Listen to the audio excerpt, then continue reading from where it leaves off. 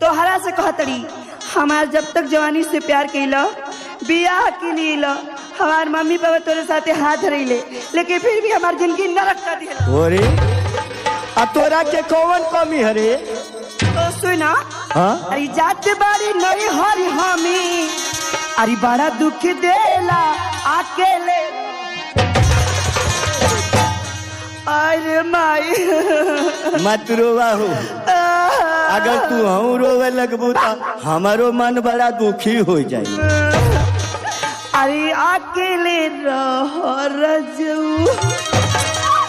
अरे बड़ा मजा लेला अकेले रहो रजू।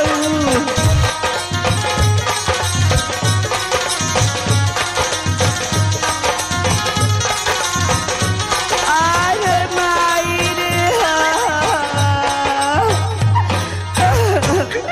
रे तू बिजी रहता ना हम तोरा से कह दिली अब हमें घर में एक पल ना रहो।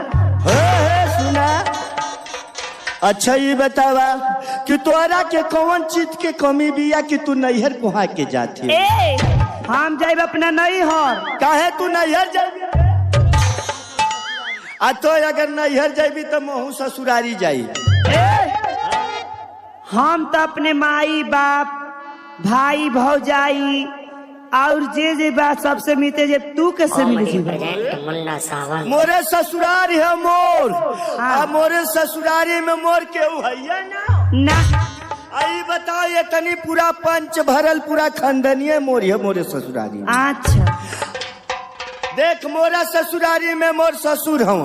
अच्छा मोर सास हई। मोर सारा हवा मोर सरहज हई। मोर एगो छोटकी सरुआइन हई। तो सुन लो हमारा नैहर में हमारे बाबूजी एगो कुत्ता पलले बड़े। कॉमेडी प्रेजेंट मुन्ना सावन करे का हो? आई बताओ कि तोर बाबूजी तोरे माई के छोड़ के कुकुर पगलाइल बड़ा का?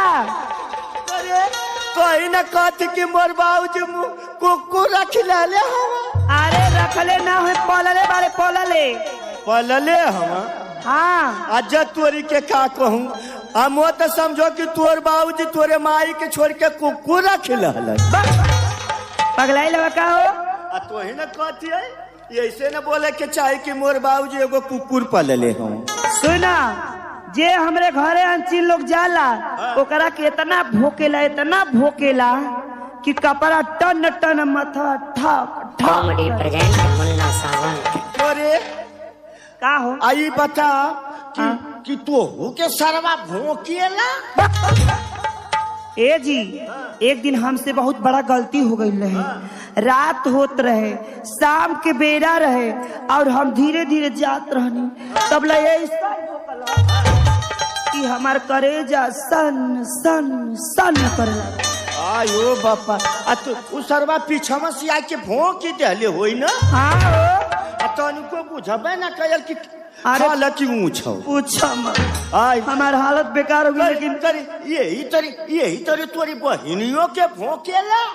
ये दादा एक दिन हमारे माई आवती रहे ना तो वो बच गई नहीं तो वो के भोंक। हाँ नहीं तो बूढ़ पुरानिया के दिए रहल अगर सरवा भोंक देले हो तो दांत तो लगे गयल। ए मऊगू माई तो हमार बच गई लेकिन तोहके भोकी की ना तो मुंह का पानी कपारे पर निकल जाई।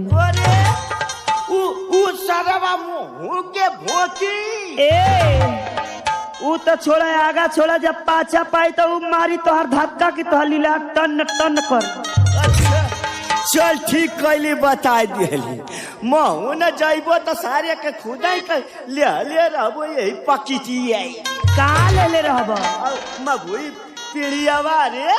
अच्छा जब मगुई पीड़ियावा यही में ले रहबो जब जाइबो तो सरवा भोंकती आइबे करी। अच्छा अब बस जब सरवा भोंकती आइबे करी मुहावा खोली बस महू पीड़ियावा वही के मुहावा में ठेली दे। ठीक बा जब ठेली देबो तो सरवा वही में अजुरा जाए हम घरे में होली जाइबो। अरे बाप रे इतना देरी बा? अरे जब तू हने मिल जाइबू तो सरवा मौके का भोंकी तू हने खुद रहबू भोंकावे खातिर। तो चल तू आ जाइए तब चल चल जा नहीं हर चल चल